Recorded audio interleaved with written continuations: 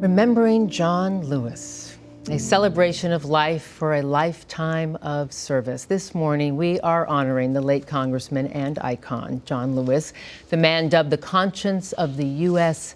Congress. He served Georgia's 5th Congressional District for more than 3 decades, from 1987 to 2020.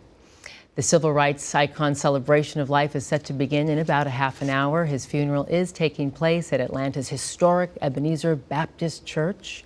We will take that ceremony live in its entirety right here on Spectrum News 1. And joining us now via Skype to discuss his life and legacy is the Executive Director of the National Black Justice Coalition, David JOHNS. And David, we thank you so much for joining us this morning. You were seeing with us the live pictures of the memorial set to begin later in the hour. You know, delivering the eulogy will be President Barack Obama, and he had this great quote. He says, John Lewis's life is a lesson in the fierce urgency of now. How should we remember John Lewis? What is his greatest legacy? Good morning, Giselle and Melvin. Thank you for having me. I think that that's right. And it is not lost on me that in '67, Dr. King delivered a sermon titled "But If Not" at the Ebenezer Baptist Church in Atlanta, where John Lewis is being sent home. And in this speech, Dr. Martin Luther King talked about the importance of Shadrach, Meshach, and Abednego rejecting a false god and being rewarded in the afterlife for living a purpose-driven life.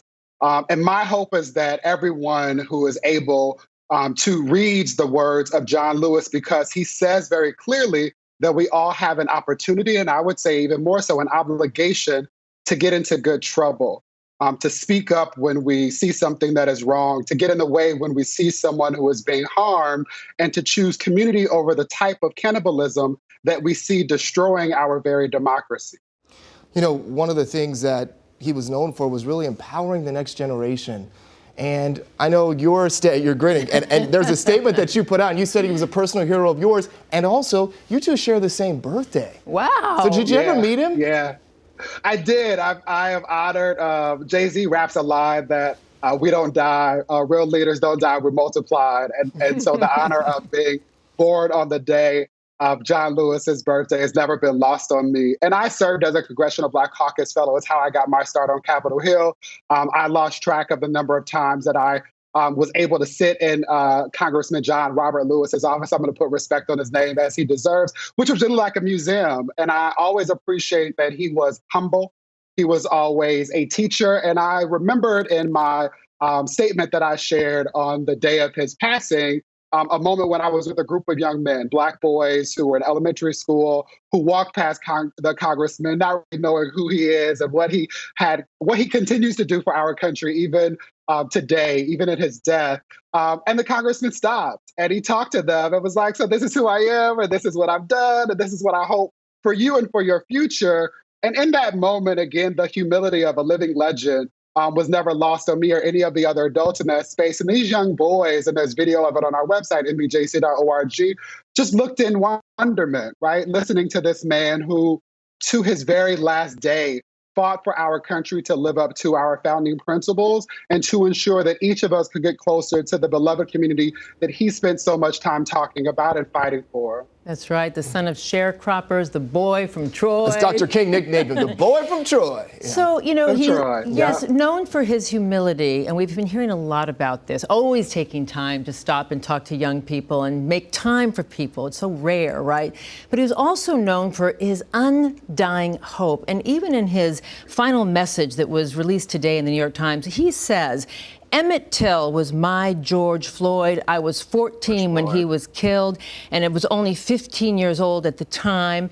And yet, when you look at what's happened just this past year, he was still hopeful. Talk to us about how you, as a civil rights leader, you retain hope even when things repeat themselves again and again.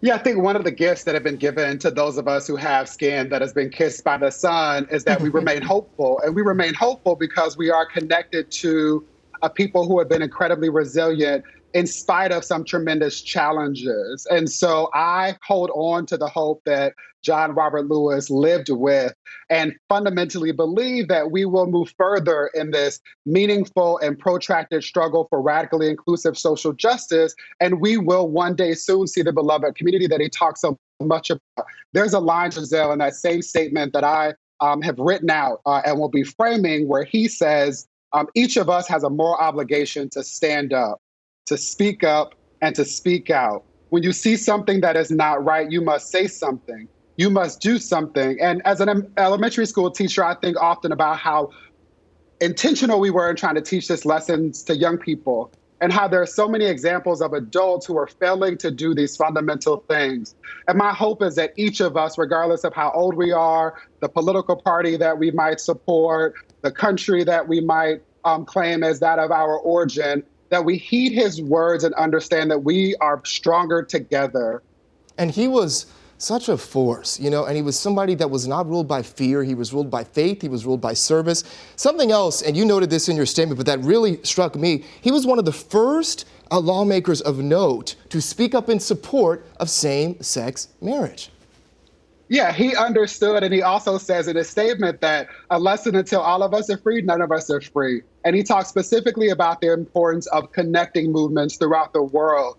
And as it relates to our work, NBJC exists to remind people that as long as there have been Black people, even before the terms existed, there were Black queer people, LGBTQIA plus people. You all know that I use the term same-gender loving people. And his recognition of our humanity is consistent with the way in which he showed up as a 15-year-old boy who answered the call to get into good trouble, to ensure that one day soon all of us could be free, could live with the opportunity to participate socially, economically, politically, as we so choose.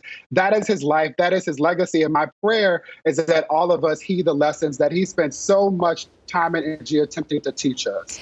David, analysts are saying that part of the legacy, if we really want to honor his life's work and mission, would be to really address the Voting Act. Tell us where we are with that, how we could frame that in honoring him in the way he would have wanted. Yeah, I appreciate that. And the thought of honoring him, I want to acknowledge that the congressman is survived by staff, people who have served him over the course of his tenure in Congress. And my thoughts and prayers are with them. There's a small and unique club of those of us who have served federal elected officials. I served Ted Kennedy until he died in 2009. And so I want to acknowledge that their service also should be celebrated at this point in time. With regard to voting, Congressman John Lewis spent his life ensuring that we all could exercise that right, a right that people have and continue to die for us to have. There is still so much work to do now to ensure that everyone can safely cast their ballot. It should not be the choice that people have to choose between being safe or casting a ballot in order to participate in democracy. There's a lot more work to be done to ensure that once people are able to cast their ballots, that their vote actually counts. We still have a lot of concerns around voter protection needs and the fact that there are evidence that votes were stolen or attempted to be stolen in the previous election. And so all of this to say that there's a lot of work that needs to be done, and each of us can play a role in that, whether that's serving as a precinct watch guard or agent, whether that is ensuring that you're writing your federal elected officials, individuals in states who are responsible for voting to ensure that they're allowing people to vote by mail-in, to vote early, and otherwise ensuring that, again, once people vote, that their vote is protected. Well, it's funny because in his last writings that he knew on this day, on the day of his funeral, would be released, a statement. He's using even his death. He wants to send this powerful message of hope. He said, he made it clear to say, the greatest tool we have in a democracy is our vote. And he had hope because he believed in the activism he's seeing today of young people. He wanted so to bridge the 60s movement with this new generation. How are we faring? I think the fact that we're having this conversation is an indication that we're moving in the right direction. As he has observed, as well as Angela Davis and so many other freedom fighters, there are more people, diverse people, younger people, who are standing in the gap and getting in harm's way and getting into good trouble. I think often and tell people all of the stories about young white folks who were on TikTok arguing with their racist parents about the ways in which they need to reckon with the past that doesn't exist with our present. And I want to underscore that there is still so much more work to be done. Too often we think about this as if there are two football teams with a lot of people engaged in the struggle, and that's actually not it. Most often we're like playing tennis, and those of us who are trying to do this work are like Serena Williams, and we're battling everybody else on the other side of the court at the same time. And so I want to encourage everyone to get in the arena, as Teddy Roosevelt said some time ago, and to get in the arena with the spirit of John Robert Lewis, who again talked to us about the importance of shared humanity, who talked to us about the importance of celebrating that our differences are not deficits, but they're an invitation for us to learn more about one another and to get in the way. Too often, people want to be passive observers of change. They want to write about what happened rather than participating in it. And at 15 years of age, John Robert Lewis answered the call to get into good trouble. My hope is that in honoring his death and in celebrating all that he will be rewarded for in the afterlife, that more of us get in the way as well, that we also get into good trouble. Good David trouble. Johns, we thank you. Ordinary people with extraordinary vision can redeem the soul of this country. Those are his words, His and words. beautiful words at that. David Johns, thank you so thank much, you very David, much for being with us. Putting it all in perspective. Thank you.